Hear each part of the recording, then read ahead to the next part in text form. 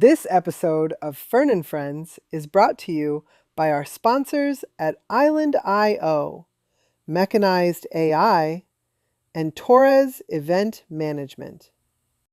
Welcome back, my friends, to another edition of the Fern and Friends podcast, which is part of the Fern Effect.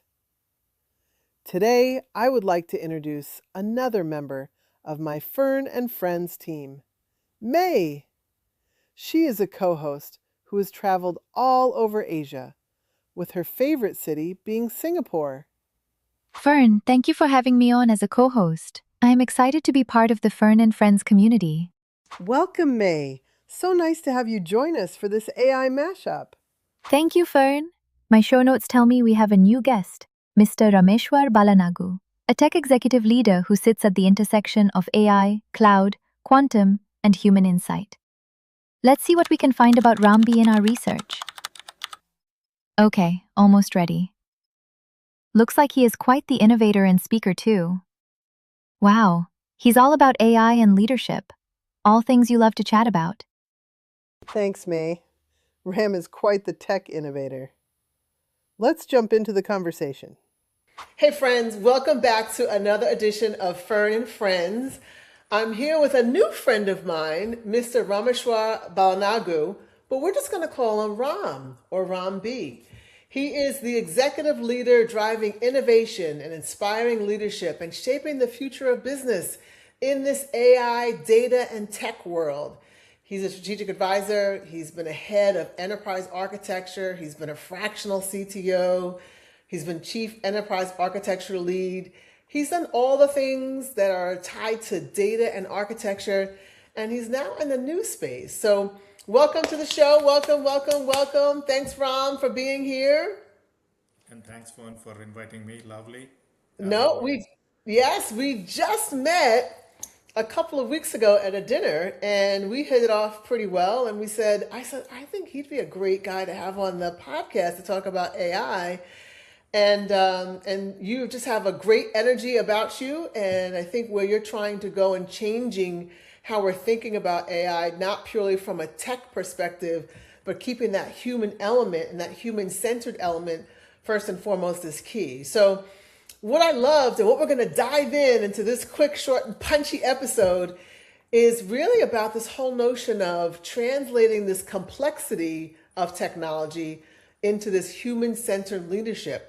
And that's kind of what you're all about. You know, when we talked earlier, you said, hey, Fern, you can do all the work with AI, but that last mile touch is going to include a human. So tell us, what does that mean for you, Ram? So, Fern, by the way, thanks. And as always, it's that AI that connected us. So we have to thank AI for us. We live in this age and not a day goes. In fact, when we met, I said, while we are sleeping, AI is thinking constantly and evolving into how to be like a human, not talking about AGI and all. What I have seen in my day job, what I've seen working with startups and even in my personal thing is AI can get you thus far. Beyond that, it's the human relations that matter. Everybody is in the business of selling something. You being an executive leader, you're trying to sell and impress your CFO to get your P&L. You being a sales guy, trying to get a deal. You could get a deal only there, but the last mile is the human touch. And what matters is the companies who win are the companies where it is a human to human interaction, where they really spend time. You and I resonated and connected. Yes, AI brought us together for a meeting, but what connected between you and me is that passion of doing things better for good, for the society and for us. So it's the last mile where human, and what matters is empathy. Unfortunately, what is happening is people are thinking that AI can do everything. No, the last mile can never be accomplished. I have a lot of my friends who use Claude for their business, and what they've told me is they've been using Claude to get access, but the business deal is actually happening because he spends time with a tea or a bourbon or whatever. So again, long story short, be it a kid, a Gen Z to a baby boomer, what matters is your passion, your empathy, and if it ain't be there, your AI is not going to cut it out. I love it. And I think empathy can be your superpower. And, I think since coming out of COVID, we all became a little bit more empathetic. We were all going through the same thing at the same time. And it not only built empathy for us, but also built compassion. And, those feelings, I don't think AI can bring to the table. So that's where, this podcast is what I call the mashup. And I think as we move forward, it's going to be the continued mashup between the technology and AI, getting access to more information, but you still have to have that human piece of it to understand it, to synthesize it, to analyze it. And then perhaps as you're giving the information, be empathetic in how you're sharing that. So I think it's so important that we not just not we just leverage this technology for the data, because that is surely needed, but we also make sure that we're effective and efficient with how we're using it. And our human sense, right, and our human psyche will understand provide what I call the calm, right, and the calm effect on it. So I think it's, part of this journey is what I'll call, and I actually got this from my friends at the Institute for the Future, human calming. Like, how do we create tranquility amid this chaos while leveraging all these AI capabilities? What do you think about this whole notion of calmness, empathy, compassion, plus AI? See,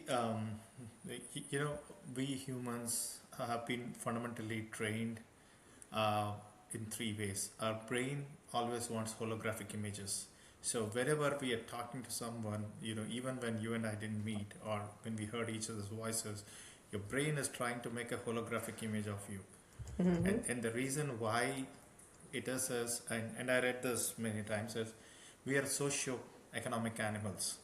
And what we mean by that is we need to live in a flock and we need a community. We need somebody, this constant support. You could be the best person working around the clock like an Elon Musk, but at the end of the day, you want a whiff of air and the best way to recharge yourself is talk to your friends, get into the nature and oxygen. This is how biology is. It's always made to flock in herds. It is isolated sometimes, but it's there. So it's your brain. Yes, AI is there. And by the way, we are talking of connecting ancient wisdom to the modern wisdom. You just trust about tranquility, and let's go a little bit on tranquility. There are companies saying that because of AI, we are becoming isolate.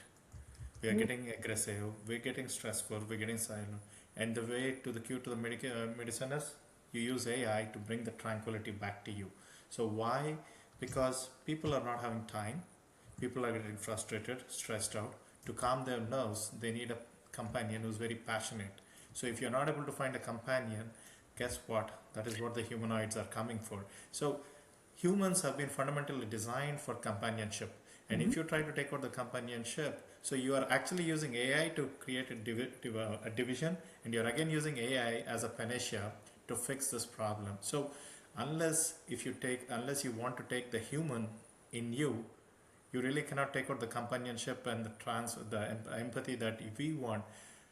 You needed your mom and dad, and your kids need you. Their kids will need somebody. This part of a biological equation, AI cannot change it.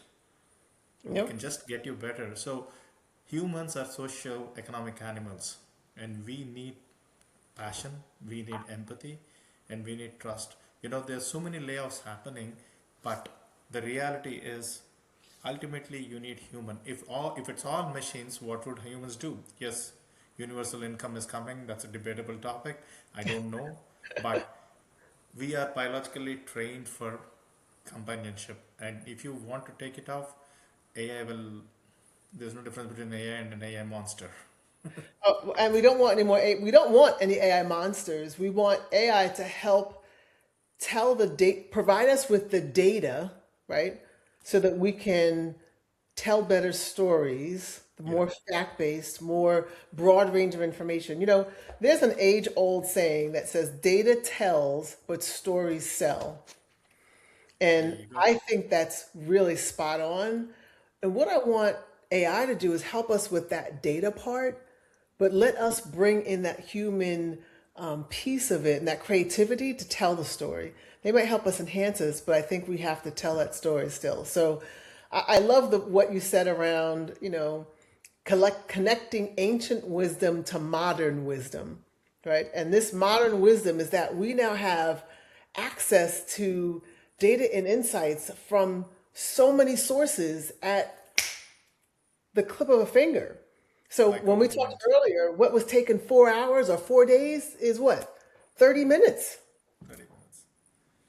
So So, Google has coined a term called micro movement. So, you know, 2 years back, I used to say the average attention of a human was less than a goldfish, which is 7 seconds. Now, Goldman Sachs, not Goldman Sachs, Google coined a term called micro movements. So we want to slide a story before even the brain arrives to conclusions. So you look at your TikTok and you start scrolling. This is the speed and pace with which technology is coming.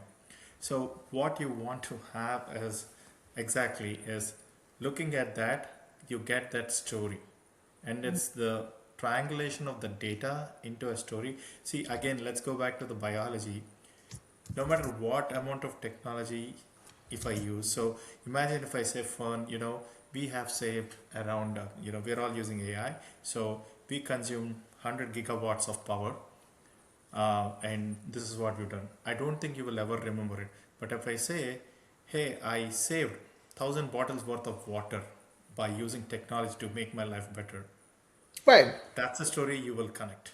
that's going to And stick. our brains are trained to that. So if we keep talking EBITDA or AI doing this, but if I can say, you know what, I saved 6 trees, that is Right. equivalent to 14 this thing, that is something that will instantly connect with you.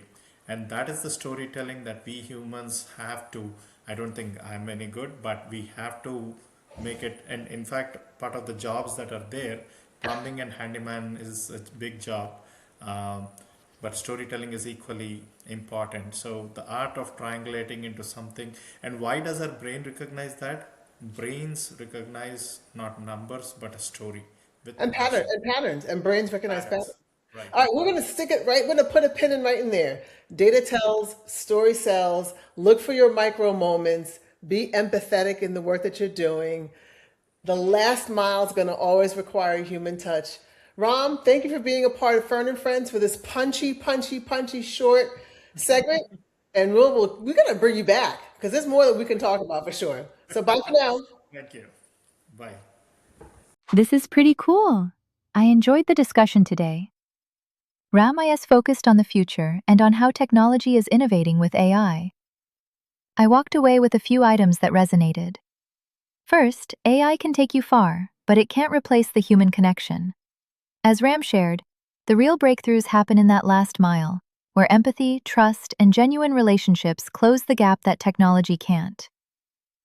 The second thing is, we're not just living in a tech shift, we're living in a human plus AI partnership.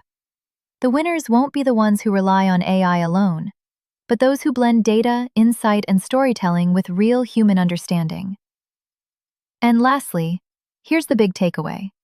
Stories still matter more than data alone. AI can give you the facts in seconds, but it's the human ability to turn that into meaning, emotion, and connection that truly makes it stick. May, nicely done. Thank you for bringing to life a few points to help crystallize the message from Ram. So glad our networking paths crossed, Ram. And thank you for joining us on Fern and Friends and being part of the conversation around AI every day, every way. Okay, friends, join the podcast next week at Fern and Friends.